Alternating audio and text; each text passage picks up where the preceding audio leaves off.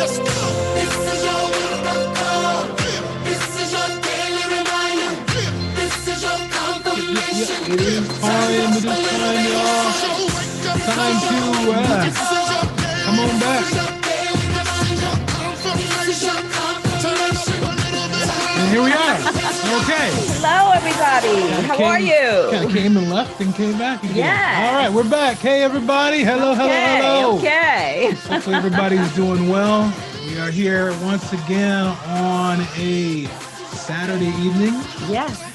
Wishing everybody, first of all, a happy Valentine's weekend. Yes. Hopefully everybody has some plans and has some kind of way to celebrate and then enjoy the weekend. Tomorrow's Valentine's Day. Yes, it is. Now for us, it's a special thing because it's like a Valentine's anniversary holiday week kind of thing. Yes. Half a week, at least something like that. So we have time to celebrate 4 years. Together? Yes, 4 officially. years. Yeah. Yes. And yes. just glad to be together and to be with you. Yes. Once again. So happy Valentine's to everyone. Hopefully you're having a good time this weekend. I know, listen, I know lots of people are having conversations right now. Exactly. Either by yourself or Yes. the whole country right now, and probably the rest of the world too, is into conversation mode because of all the happenings of the day. Another impeachment trial, another one. A second impeachment trial. Can you believe this? Prior to this, like there are people that have never even seen an impeachment trial. I mean, we've seen one or two. More, well, we saw two in this presidency. Maybe when we were in babies. This former presidency. All right, maybe one when we were babies. Yeah, yes. Nixon time frame. Exactly. Don't really remember Nixon. that one. I don't remember, Clinton's, but we've heard Clinton. Yeah. Clinton time frame. Yeah. His, I think, was more of a moral, ethical issue. I don't think it was quite. I don't think it was quite criminal. Not quite the same. No, not quite the same. But this one, 2 and 4 years, one presidency. There's two, and he was acquitted again. Yes. And I'm sure there are a lot of people that have some opinion, at least. Oh yes, a lot of my friends have have opinions on this. Not to mention people in this home. I think the dog might even have. Oh my goodness, exactly. So we'll talk about that a little bit later. But listen, you can call us if you want to get on the conversation. It's a great night to do it. I'm sure a lot of people have opinions, concerns, burns, things you want to talk about, burns and churns and concerns. Yes. So feel free to give us a call. Area code 951-799-9032. You can join in the conversation. Again, area code 951-799-9032.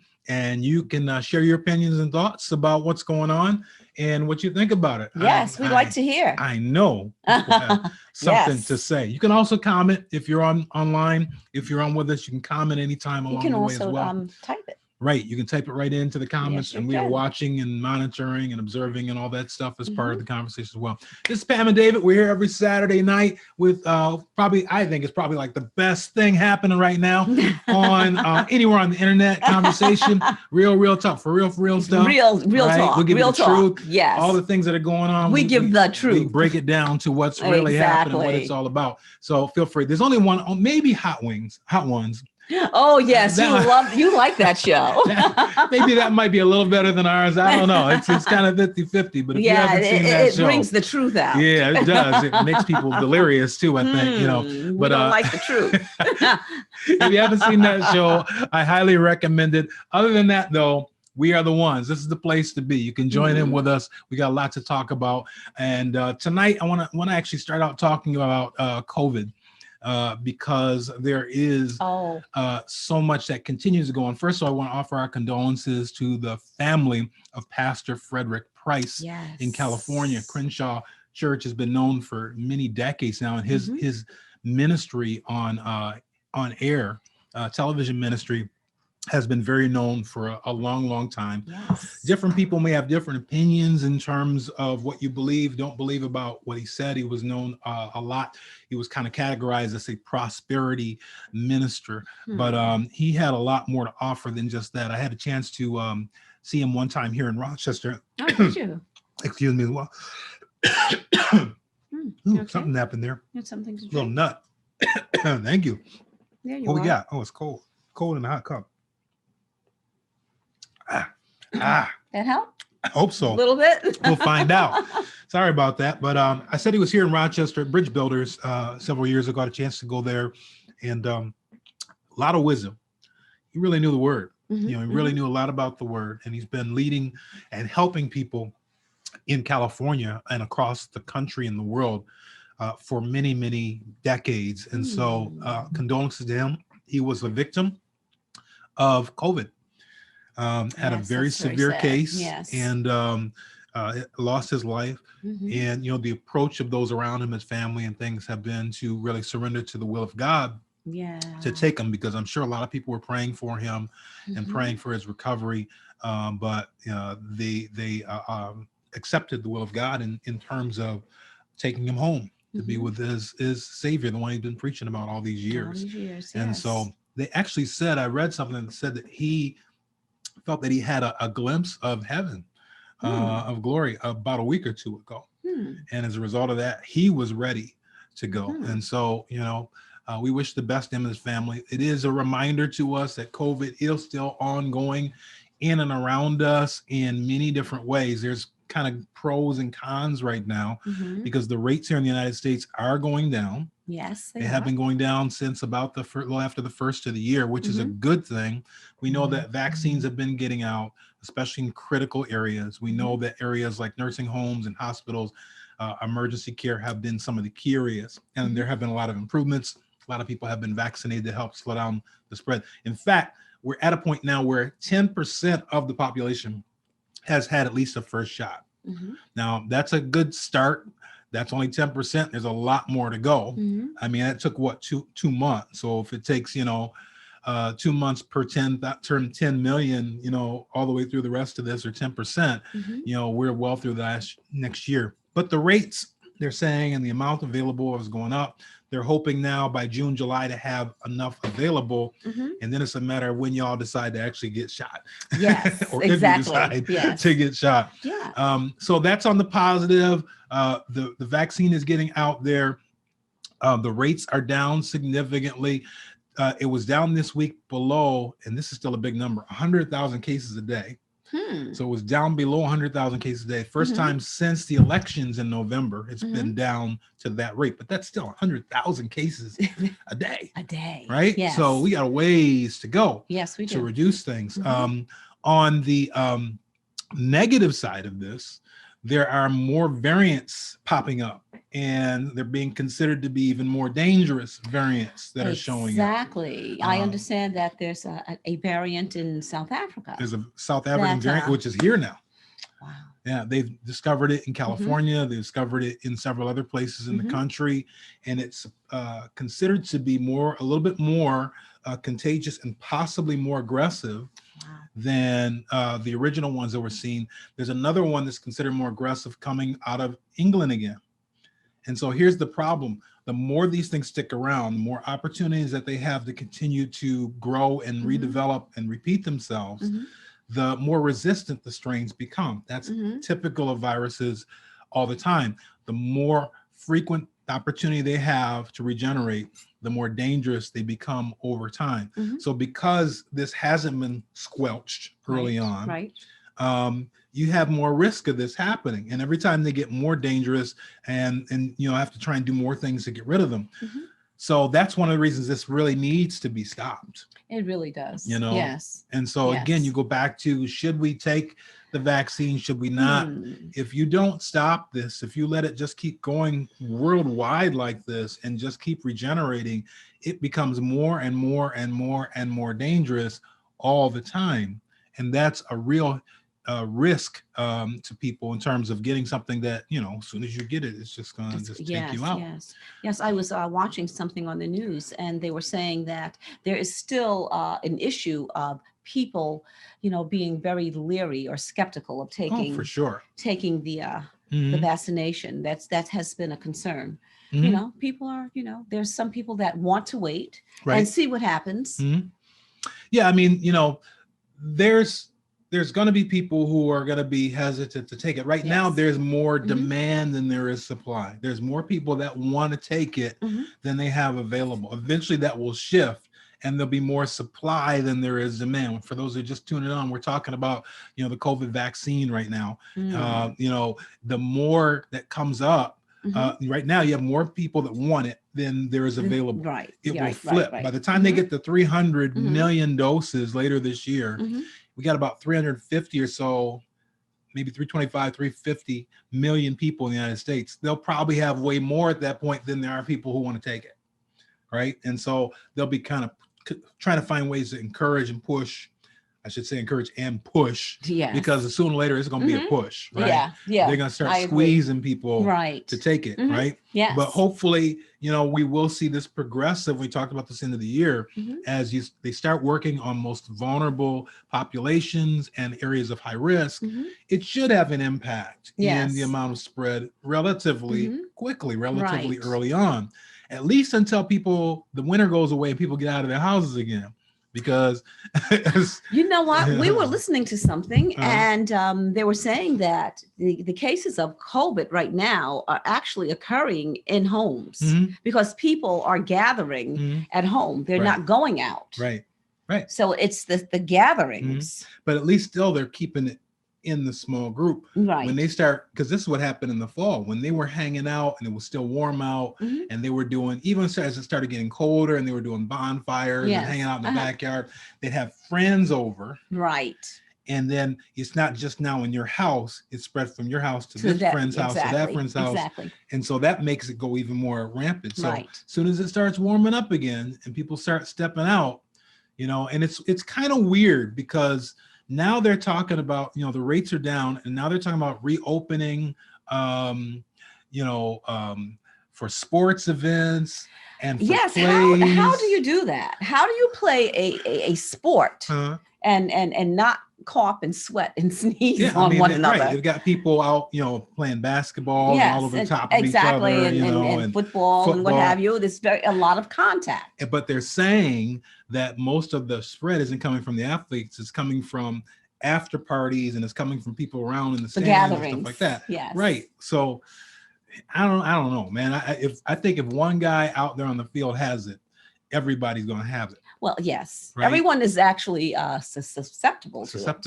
And now they're talking about opening up like plays again and things like this. And they want to do this where you have to do a COVID test before you go in and stuff like that. But that's still, you know, because you can take a test today. They say you have to take a test within 3 days. Right. Exactly. Take a test today, show up negative. Right. But still it's growing in you. And by 3 days from now, okay, now you're hot with the virus and you're going to sit down. Exactly. So I just took another test. Right. And, you know, it was fine. Wait a minute. What'd you get? Are you all right? I showed it to you. Oh, you did? Okay. Honey, I would not do that to you. All right. Yes, okay. Exactly. So we're good. We can keep going now. Yes. but, you know, so, I mean, the fact that they're going to start opening this stuff and they're going to try and do it on these certain guidelines, which I don't know if that's really going to work in the long run. It's going to work until it doesn't. And then they'll be shutting it down again. So this up and down kind of stuff that we're going through is liable to continue on for a good while. So we're still wearing masks. Still wearing masks. Right. Yes. And my mask sales have increased once again. Right? But remember we were talking about how I'm getting many calls and many orders. People getting tired of wearing masks. Oh, yes. You know, it's been they like really a year. Are. They really are. I know I am, but I do it because I know that it is necessary to protect myself and other people. Right. So I do it. Not saying that I like doing it, but it's necessary. Yeah, we have to do this. It's a part of what we're living with today, what we're dealing with. So, you know, we do what we got to do because we don't want to die. Not like that. You know, we do what we got to do. Yes. So anyway. Yeah, my mom just got a letter too to take the COVID. COVID test. Yes. Oh, yes. Wow. Yes. So she gonna take it? I believe so. You know, so she can get out again. Right? She's got cabin fever. Right. But you know, she's elderly. You know, they're saying now that if you get the vaccine, that you can, in essence, have a free card, if you will, in terms of immunity, in terms of not restrictions for 3 months. So if you get the vaccine, then you kind of like, if you get the vaccine and you can go out and do all these other types of things that you might want to do in public without having to wear masks, things like that. You know, you can go. So it's going to be interesting to see how they do that because, you know, it's going to be, if you say, for example, you go on a plane, right? Right. And people who have gotten the vaccine now don't have to wear masks, right? That may be fine for them, but for the rest of us sitting around, do you believe they really got the vaccine or not? Right? Well, anybody could say I got the vaccine. Yeah, they can, but I think at some point they will have to produce some type of form or some type of paper, something that says I have had the vaccine. Right. But say they go through the gates and no, I haven't had it, so I'm wearing my mask, right? Oh, I but see then what I you're get saying. on the plane and I'm taking it off because I ain't wearing this thing. Right? Now I got the vaccine. Leave me alone. Right? It can cause a lot of confusion. So you think they will say, because you've had the vaccine, you don't have to wear the mask? I'm hoping that. I'm hoping not. I'm hoping even if you have the vaccine, that you still need to wear the mask. Because you know what? You could have taken the vaccine 2 or 3 days ago. Right. Right. Mm-hmm. And you're clear. Yeah. You're negative.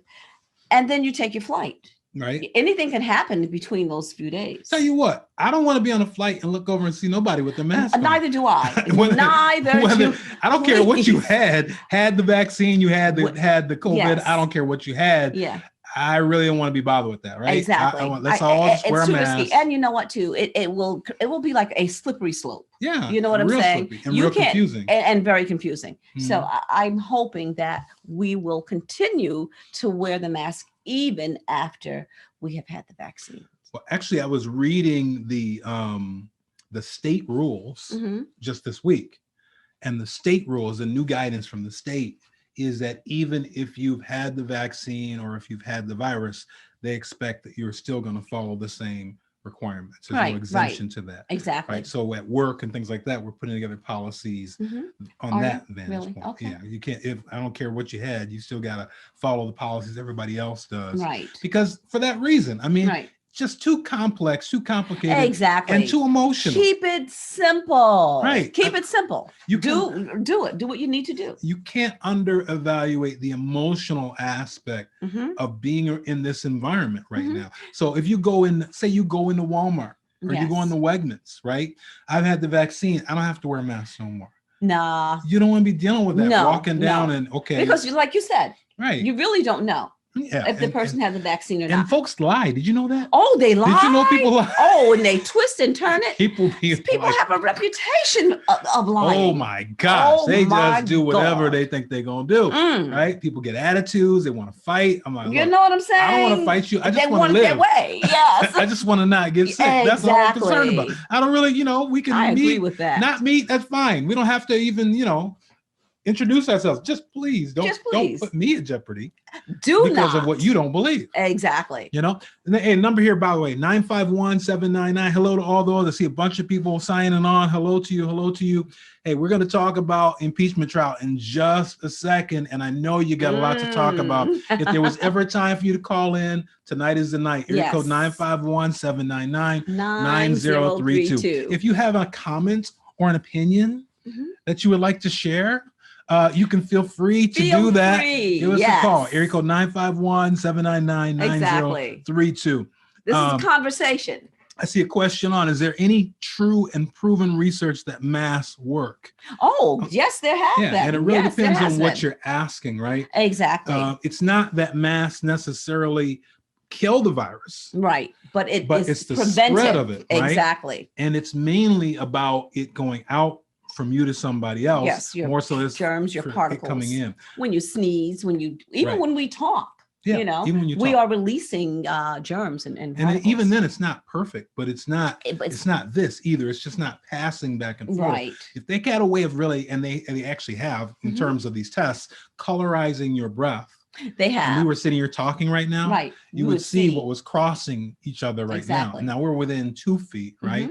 But even within 6 feet, they've shown them projected that. What the masks do is they stop that from projecting directly out at somebody. And so it's not perfect, but it certainly is a huge improvement over no exposure at all. Exactly. And it does help. Right. And you can still, now I can wear a mask and I'm still touching your hands and stuff, and we still are interacting because you touched your face. They do say don't touch your face. So if we touch each other, so there's other ways that can do it, but mask certainly is certainly a part of that safety and that defense, right? Yes. So, and some masks are safer and better than others. Right. Yes. The double two ply plies with the insert, like the ones that I now make. They're saying double masks, right? Yes. Which basically the ones that we do are, right? Because it has a liner. The ones that I make, yes, right? exactly. So it's not only 2-ply, but it has a liner in and it a as liner, well. Yes. So the idea is to help stop that projection directly out. It's going to come out somewhere, but it's not going to come out this way. It's going to mainly go it's to going the to sideways, right? And like also, if they you have to be very careful to make sure that it covers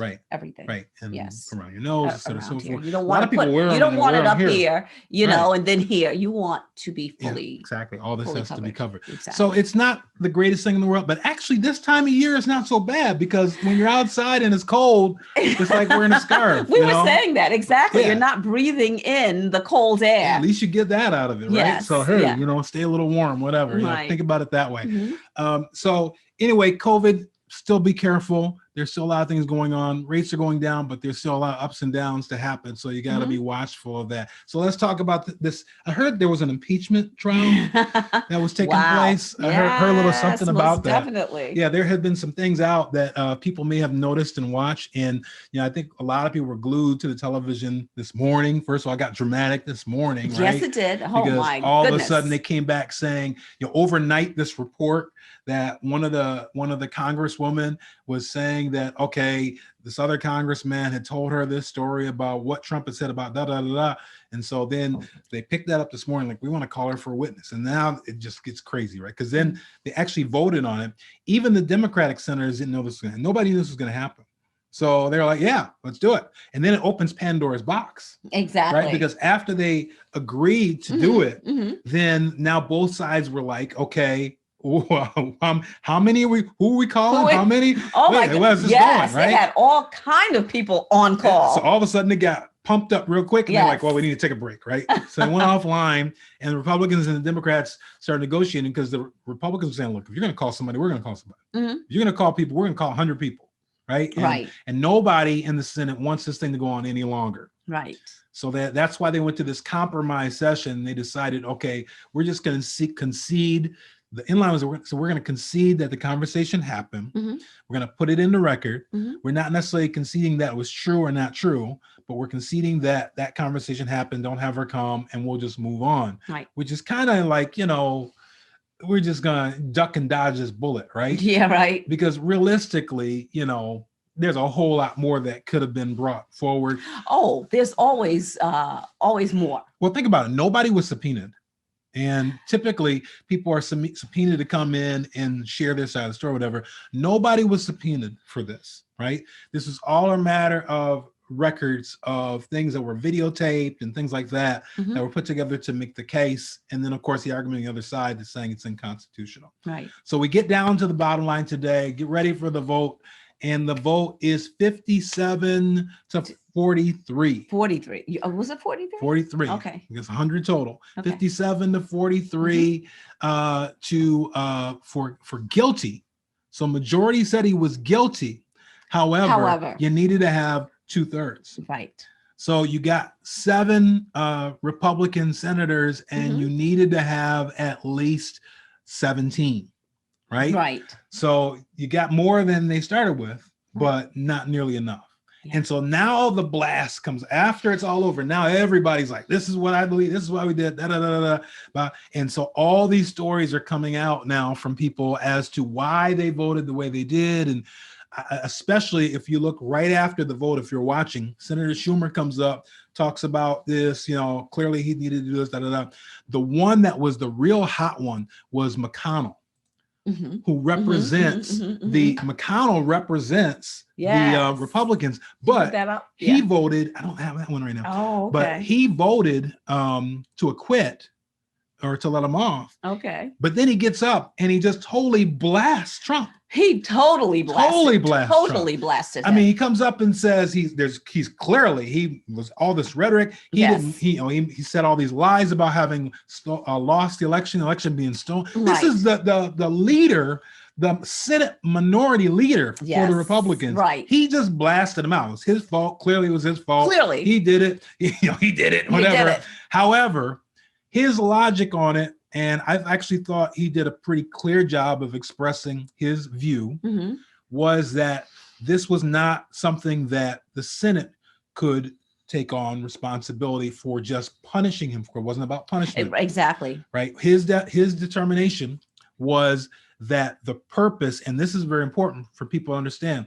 the purpose of this trial, this was not a criminal trial. Exactly. It would be out of their jurisdiction. Right. This was a trial to determine if he should be put out of office or not. Right. The whole purpose of an impeachment is you have a president or other member that is working outside of what's appropriate for their position, and should they continue in that position. Right. The Senate is the only body that has the power, other than say 25th Amendment, that has the power to actually remove a president or vice president from their role. Right. And that's the decision. It's about whether they should stay in the role or not. His argument was he's already out of the role. Exactly. He's done. Right.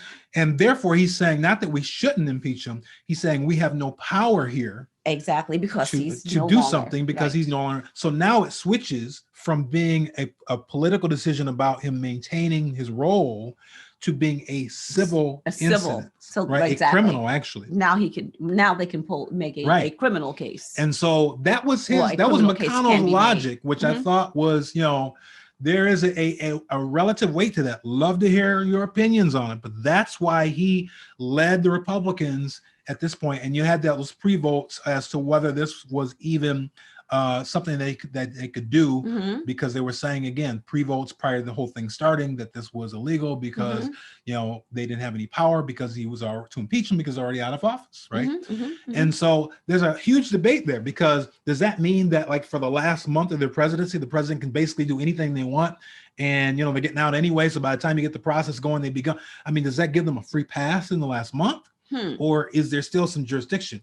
The bottom line is he's out of office. Right. And so they're saying that our power was to remove him from office. And he's already out of office. He's out. Right.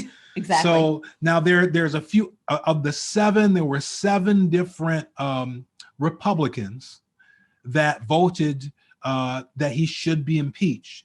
And I thought that there were some interesting points among the seven of them. First of all, who were the seven? Everybody wants to know who the seven were.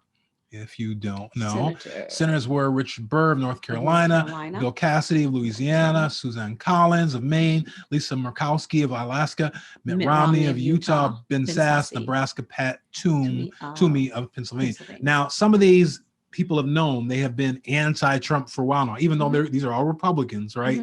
But Susan Collins, Lisa Murkowski, Mitt Romney, they have been to Trump for some time now. But then you had a few others that jumped on. I thought, 6 of the 7 have released statements as to why they voted the way they did.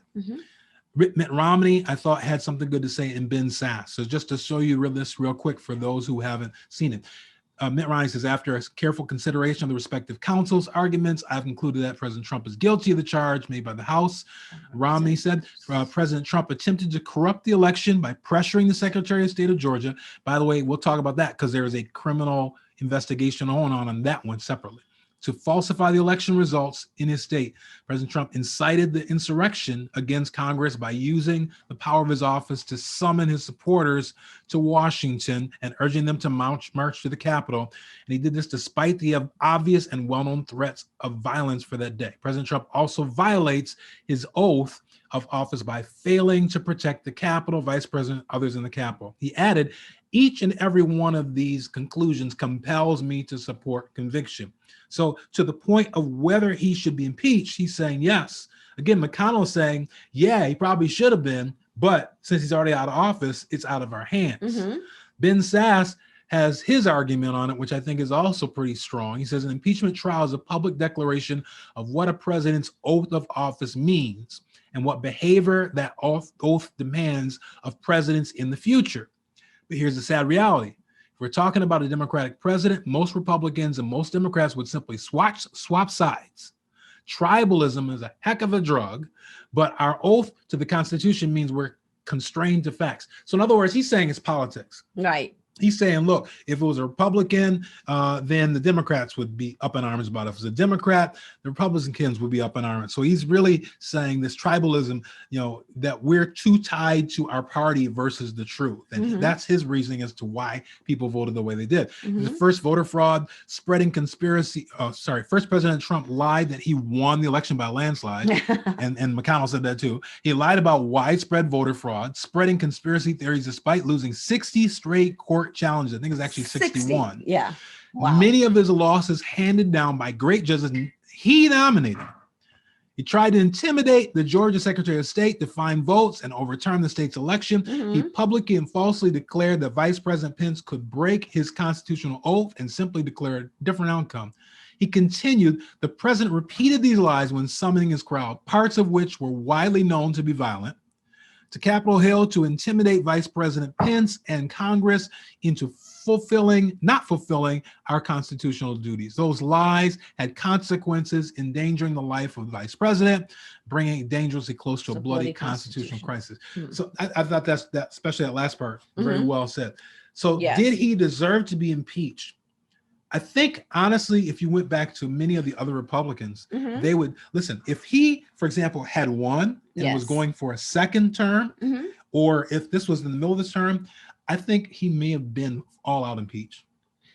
Because I think the folks, even on the Republican side, I think they had the opportunity to hide under this issue of, well, he's out of office, so we don't have to vote to impeach him. And so they didn't. But I think that, he had, a lot of them were ready, including McConnell, to get him gone. he needed to be getting gone. And so they were ready to handle that and doing everything that they could to handle that at the time. But, this whole idea of politics and this all being about politics. Oh, now some people starting to say something. Hello. All right. Wake up, y'all. That's right. The whole idea of being driven by, the political segregation in this country, the fact that you're either Republican or you're a Democrat, I'm on this side, on that side, the division in this country, which has been so escalated over the past 4 years. I mean, it was already there, but now it's become so extreme. And I think there's fairness in this because in some degree, if you look at some of the things that have happened that Democrats have done, the Democrats have been willing to kind of overlook that, not really think about that, not really talk about that. It goes both ways. It really does. Where these, depending on what your side you're on, is how significant or important it is what you did. Now, what Trump has done is like way over the top compared to all of them. Over the top, yes. But it doesn't excuse at times things that Democrats have done and the Democrats have overlooked, and things Republicans do and the others. So somebody's got a question here. I am confused. I thought it was the Republican who wanted to wait until after the inauguration in order to impeach Donald Trump.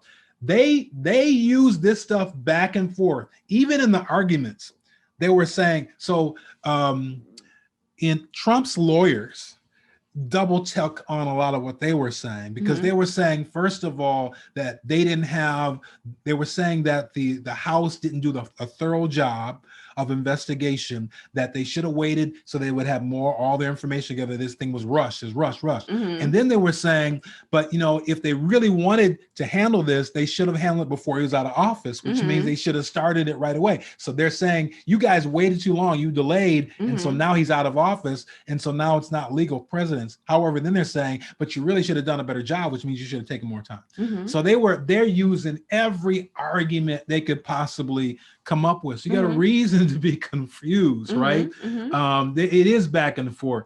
And the Republicans fear Donald Trump more than they fear God.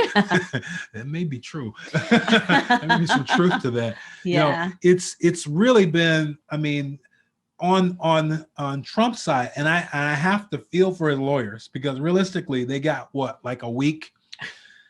And nobody mentioned it, but the original lawyers he had quit. Exactly. All of them quit. I'm done. They said, we're not trying this case, because the boss clearly was pushing him to do something the way he wanted it done. Right. And, what's been insinuated here is that because they did this, these new lawyers did it his way, it caused more problems because it opened up the doors for other people to start coming forth and saying, hey, this happened, that happened, and it's enough. So he did not obviously get impeached. I'm waiting for the victory lap. I thought he would have been out by now, in public eye. Of course, he doesn't have Twitter anymore. Yeah. But he's been banned. They're talking about he was going to do a press thing and get out. We were victorious. Once again, they tried to get me. They couldn't get me. Blah, blah, blah. Will they allow that? Yeah, it's probably going to come. It's probably going to happen one way or the other. It's just in his gut. He's got to do it, right? He's got to go out. It's who he is. He's going to talk this. It's right? who he is. He has people that are behind him that are going to be telling him, please don't say anything. Just let it go. Just don't do it. Don't do it. But stop. The ego is going to drive him to do it. Exactly. But the ego and the evil. Now, the problem and the reason he may not do it is because here's the deal. We go from impeachment. Now it's not over. Oh, it's not over. It goes from impeachment, now that's over, to criminal. Criminal case, criminal court. Case, right? Yes, he is now a civilian. He's not protected under the presidency any longer. Right, as a president, he could not be tried by those kind of courts. But now it becomes a criminal situation. We mentioned Georgia that somebody was talking about. So in Georgia, they're already starting an investigation on him for interfering in the Georgia election where he was, and they got him on tape, right? Yes. Well, they have him on tape. Right. And a lot of instances, a lot of things that he's done is on tape. Yep.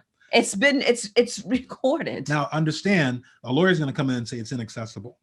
They're going to try and keep that out of court. But the reality is they're investigating right now in Georgia whether they should bring him up on counts for that. And it just came out today that Lindsey Graham, they're also looking at him about that same incident now.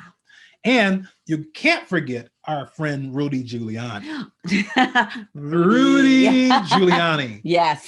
Oh my gosh. I think half the courts in the nation are going to be coming after against him. him. I all believe the so. stuff that he's got, including the FBI, which is probably why you haven't heard about it. Right. Because all the stuff that happened in Ukraine to start with, and not to mention all the stuff he's been saying about Trump. So he's going to be in trouble. Now they're getting Lindsey Graham in there. Trump's in trouble. And that's without even the Attorney General of Washington, D.C., which I believe is the one that will likely, either them or the FBI will pick up this case surrounding insurrection. So this is no way near over. No, it's not. It goes back to the point of, the senators were saying, Republican senators are saying, our job in this was to decide whether he should be in office or not. He's not in office. We're not in it. So they got out of it. Yeah. But it is not over. Now it goes to criminal.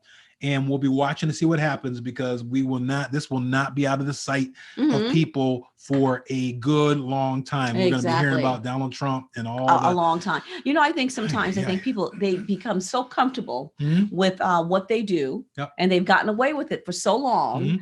They begin to think that they are invincible and that they don't have to do or they don't have to, and they won't suffer the repercussions because they haven't. So they continue with the same attitude and same behaviors in a very cavalier, well, go right ahead. I'm going to do what I want regardless. Well, he's like, what, 78 years old? Exactly. And he's been doing this. He's been doing this all his life. All of it. All of his adult life. Exactly. And getting away with it. And getting away with it. And exactly. So you know what? If you just, you just keep watching, eventually they will be their worst enemy. Right. And so now he's continuing on that same path. There are a lot of people that's be coming after him for all kind of reasons. And you know what? We're going to see what happens. They work to their own demise. This will continue to unfold. This will be the drama that continues. This is the new reality show. It really is. It's the new Donald Trump show. It is. Forget about The Apprentice. It's the Donald Trump show. Exactly. And he wants to be relevant. He wants to be heard. He wants to be seen. And you don't say anything. That's a very narcissistic attitude. If you've got something to say, you can type it in. You can give us a call. Area code 951-799-9032. Join in the conversation. So there is a rumor out there, by the way. Another rumor? Are you kidding? Well, you know, all the stuff that people said about. Stop spreading rumors around. Remember that song? I'm just telling you what's out there, right? There was this thing out there, you know, people have been saying, even prophesied that he was going to end up back in office, right? Yes. All that was, and some people still haven't given up on that. No. And now there's a rumor out there still for the faithful of Donald Trump from this group QAnon that says that he's going to return to office as president on March 4th. This is like watching people talk about they stop with Jesus returning or exactly. something. You know, March 4th is the next day. So this is the 13th. They're saying there's a rumor out now, and it's really convoluted. It really that suggests that the United States really is not incorporated in some bizarre thing, and as a result of that, on I think it's March the 3rd, something is supposed to happen, and somehow things are supposed to shift again. I have not heard Trump that. Is supposed Are you to become, serious? I'm serious. It's out there. As of March 4th, he's supposed to return to the presidency. And there's people out there believe this. Here's the thing, and people get wound up. You know, brainwashing. Somebody's talking about a lot of lives are lost. I mean, people are losing their careers. Think of the people. I won't say innocent, but think of the people that went there on the 6th. Right. Not anticipating that their lives were going to be turned upside down. Oh, but he said he would be right there with them. Oh, he's with them, right? He'd be right there. And some of them, you know, were afraid. And by the way, some of them have flipped now because they're in jail. And they're like, no, he deceived us. Exactly. I'll testify, call me. On the terrorist list. No fly. No fly zone. No fly. You know, livelihood and careers are now at jeopardy. And so people's lives, because of following him, are all turned upside down. And he's walking around like, no, didn't get me. That's how it goes. Didn't get me. Didn't get me. Right? Not you, though. But all these people now, and there are people that are still believing stuff like this. I can't believe it. So March 4th, and they're still spreading this. And, you know, and people are out there. If you see the videos, they're like, no, we got the word. We got the truth for you. What nobody else is telling you. We got the real stuff. We got the real deal. And this is what happened with the whole election stolen. Yeah. But you know what? There are some people that actually went, you know, the insurgents that are really actually angry with him. Because they should be. Yeah, there are some that are very angry. Right. And they're desperate because because they followed him. Right. They listened to him. You have people who have never been in any kind of some legal problems. No legal problems. You have some very prominent people that followed Trump and that are now in hot water. They're in trouble. Well, even those senators are, you know, a lot of them are senators, police they're officers. In this catch-22 thing because they're like, okay, if we don't support him, then all of his supporters, he has so many still, turn against us. We lose our job. He's threatening about starting his own party. And he got 74 million votes. Exactly. That's a lot of votes. If he starts his own party and decides all of his followers are going to follow him, now that they all won't. Yeah, because some have dropped off. But it will cripple the Republican Party forever.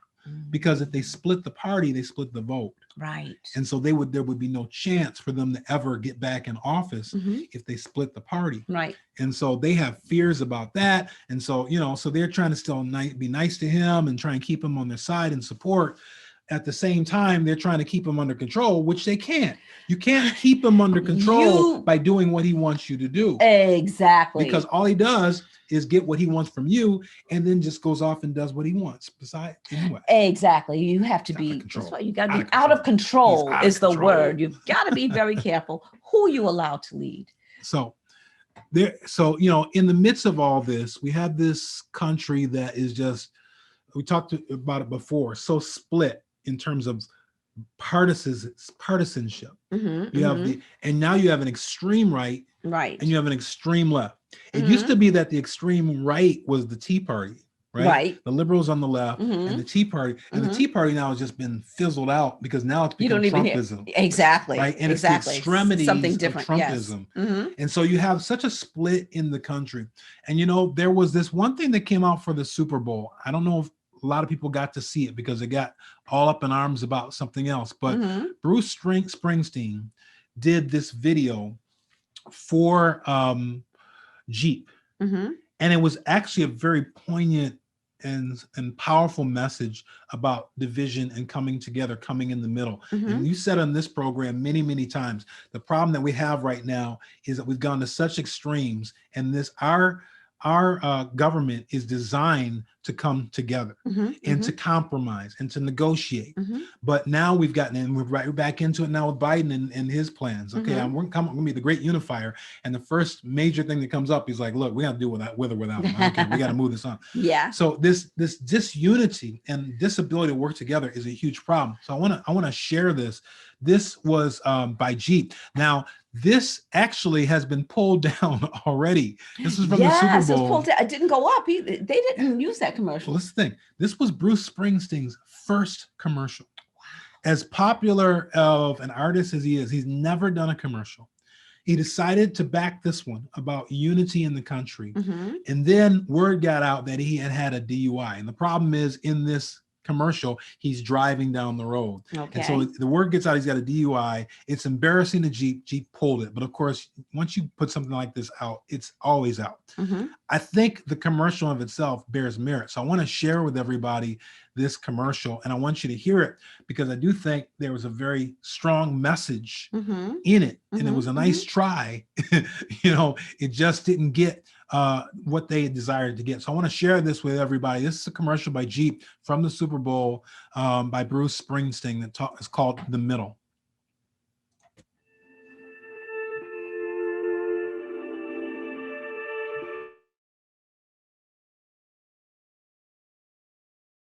Kansas, standing on the exact center of the lower 48. It never closes. All are more than welcome to come meet here in the middle. It's no secret. The middle has been a hard place to get to lately, between red and blue, between servant and citizen, between our freedom and our fear. Now, fear has never been the best of who we are. And as for freedom, it's not the property of just the fortunate few. It belongs to us all. Whoever you are, wherever you're from, it's what connects us. And we need that connection. We need the middle. We just have to remember the very soil we stand on is common ground. So we can get there.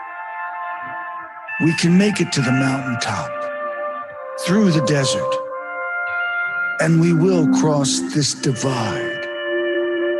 Our light has always found its way through the darkness. And there's hope on the road up ahead.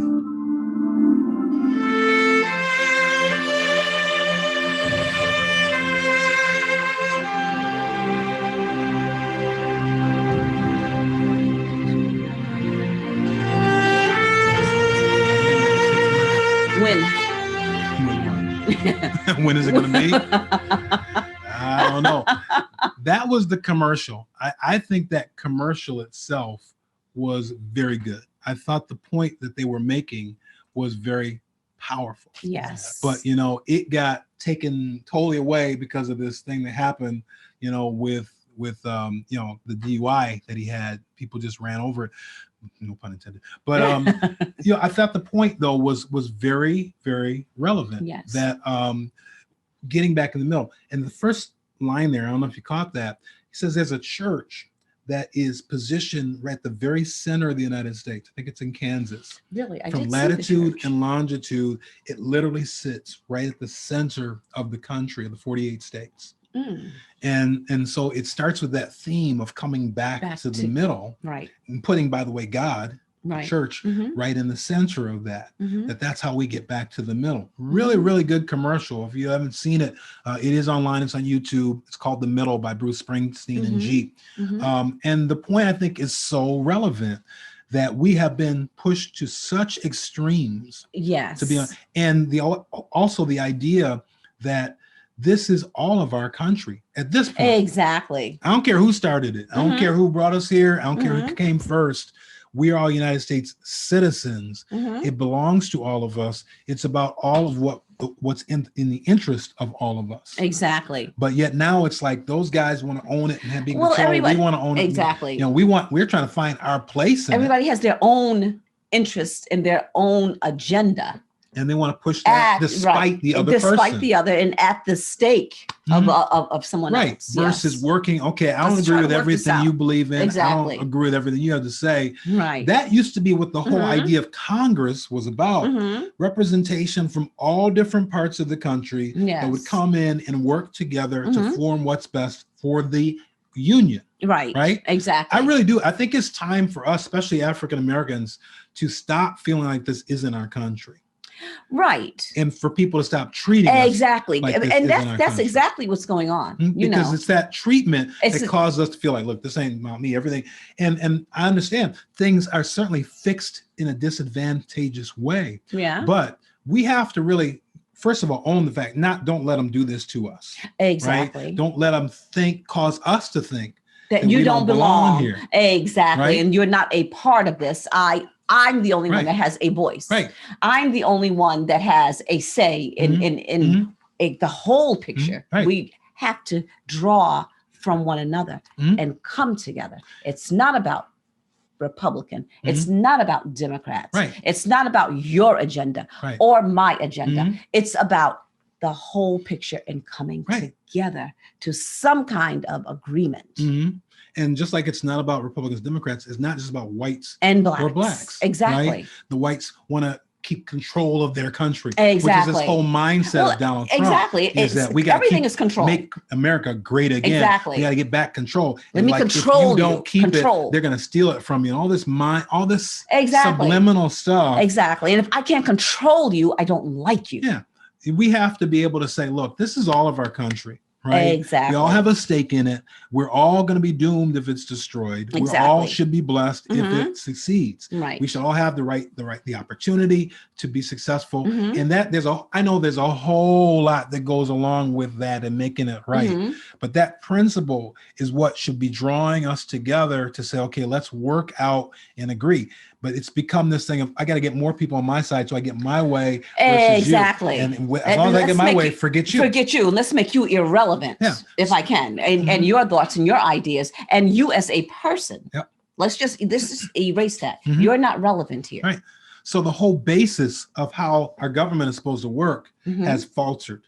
And if we can't get that reset, that's why the whole idea of Joe Biden coming in as a unifier was not only a good idea, but it's very critical.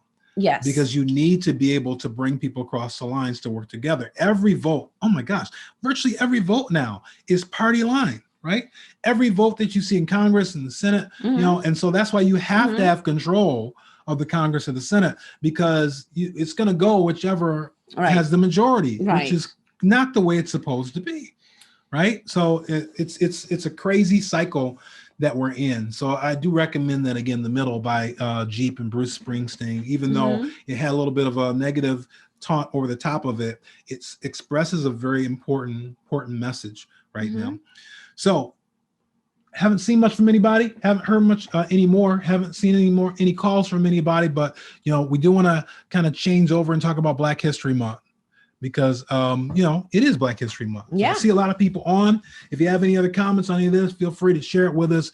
But we're going to talk about Black History Month and thought it would be a good opportunity to share some things about Black history that other people may not be as familiar with. Yeah. And so Molly's gotten something she's going to share with us. Yes, we tend to hear about the same people all the time in Black history. Right. And there are a lot of people besides, not taking anything away from Martin Luther King. He did great things, but there's more than Martin Luther King. There's more than Harriet Tubman. And, there's just more Black people that have made great contributions. And I have a stack of cards here that are all different people in Black history that have made great contributions. And on the back of each card, it has their story and their history. And today I like to talk a little bit about Elijah McCoy, who a lot of people may not have heard of. Some people may have, but he's not one of the common people that we talk about. And, to start with, there was a slogan that it's called, that you have heard people say, the real McCoy. Okay. End with that slogan. So I'm going to tell you where it comes from. This is Elijah McCoy. Okay. And Elijah McCoy developed the oil can for the train, for trains on the railroad track. And the reason that he invented it is because people of color, Black people, would have to oil the train. Right, parts of the train. Parts of the train, you know, for the wheels and to keep all of the mechanics running. And they would have to put their hand up into the train and the wheel. Right. And they were actually losing their hands. Of course, they give us those jobs. They give us those jobs. Exactly. They give people of color. You stick your hand up there. We're not sticking ours up there. Exactly. So he invented this can, and it actually worked very well. Well, it worked very well, and you know, I don't want to say of course, but you know, some other people came along, people that were not of color, and they tried to steal his patent. They tried to make the can themselves and claim his invention. Right. Well, it just happened that their invention did not work as well as Elijah McCoy's. And he had patents on his. Exactly. And he had patents on it. And so when they were buying the other oil mechanism, it didn't work as well. Right. So they started saying, no, I don't want that. I want the real McCoy. Yeah. And that's where the saying, the real McCoy came from. The saying. Yes, that's where the saying came from. But, you know, they say that necessity is the mother of invention, you know, and there's a lot of things that people of color had to, or that they invented because it was necessary for their survival and for their living. You know, if they want to stay alive, you know, they need to do something to make things better. So this was like back in like the very early beginning 1900s. He died in, I think, 1927. So this was late 1800s, early 1900s that he came up with this invention. Yes. And this, you know, for what you know today, now we have like an oil pan that's built into the car, and it enables the car to self-lubricate. Exactly. And so this was the concept that he came up with, lubricating, so that you didn't have to keep going up in there. Exactly. So, you know, this is in a time frame where, you know, businesses were driving all around, you know, in a lot in terms of control. And he comes up with this concept. He forces it through he gets patented and then is able to hang on to it versus it being stolen. So it's an amazing contribution that he made. Exactly. So I just wanted to recognize that. And we'll have more things coming up next week and over the next couple of weeks as we continue through Black History Month. But our time is just about up. You got something else? You know, there is something else that I thought about. What's that? Cuomo and the number of people, of the number of elderly people that were not reported in New York State. I see. They're saying that his team, you know what? A whole nother one now. We're going to start a whole nother topic. A whole another 15, 20-minute conversation. Yes, right, but he's kind of like, you know, in hot water, hot water right now because they did not document or record or report the number of elderly that have actually passed from COVID in New York State. So what they did was the total number was correct. But what they did was, instead of counting those people, there were people that got sick in the nursing homes, and then they went to the hospital for treatment. And when they went to the hospital, they didn't count them. They didn't count them. So even though they got sick in the nursing home, they put them in the hospital count. So the total was right, but they attributed more of them to the hospital than they did to the nursing home. So it wasn't that they actually intentionally. No, they intentionally. You think they did? They did. Oh, I'm trying to help Cuomo. Listen, I understand that he just acknowledged this, like within the past 24 hours, that they did. The reason they said they didn't do it was because they didn't want a federal investigation. to come in. And so they kept the numbers lower, even though the total numbers were right. Wow. So yeah, this is in the works. Maybe by next week. We'll have more information on that. That'll be the topic. One of the topics. There are a lot of people that are pushing for his resignation. They're talking about impeaching him. There's a lot of people that don't like Cuomo. Yeah, but they all coming out the woodwork. They're coming out oh my Lord. He's power hungry. He's been trying to do too much. Blah blah blah. Oh, it's on. Yeah, it's getting ugly. So it's always. You know what? Can't we have some love? This is in Valentine's politics, Day. Just because of the Republican Democrat thing alone, you're always going to have enemies. You're always going to have people that are waiting for their opportunity. I mean, you got Mayor Warren, and enemies just waiting to pounce, and you give them a little space. And guess what? Here they come. Right on you. Exactly. So, they're after her, for better or for worse, good or bad. They're after her. For Cuomo, they're going to be after him on this. It's Republican or Democrat, it doesn't matter. Right? Your enemies, there's such extremes. Nobody, there ain't no forgiveness. They're like, time to get them. You know what I'm saying? So you don't even have to have a reason sometimes. Yeah, it's just because they just don't like you. Yeah, that one's going to be ugly. So we'll be talking more about that, I'm sure, about what happens with Cuomo and that count. But that's a serious issue. It's a very serious issue. So we'll be watching that. They intentionally and willfully distorted their reporting to the government, to the federal government. I don't know how much of that is, if there's a law. I don't know exactly how that's going to hit the law books, whether it's something truly criminal or not.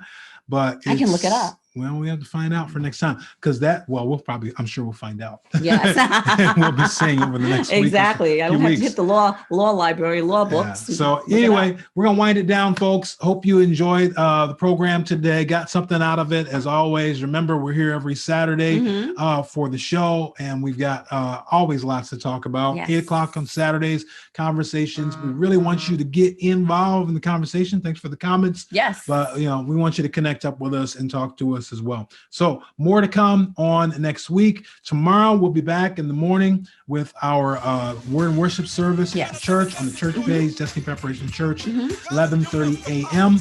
And don't forget to share this program, to start watch parties for this program for Sunday as well.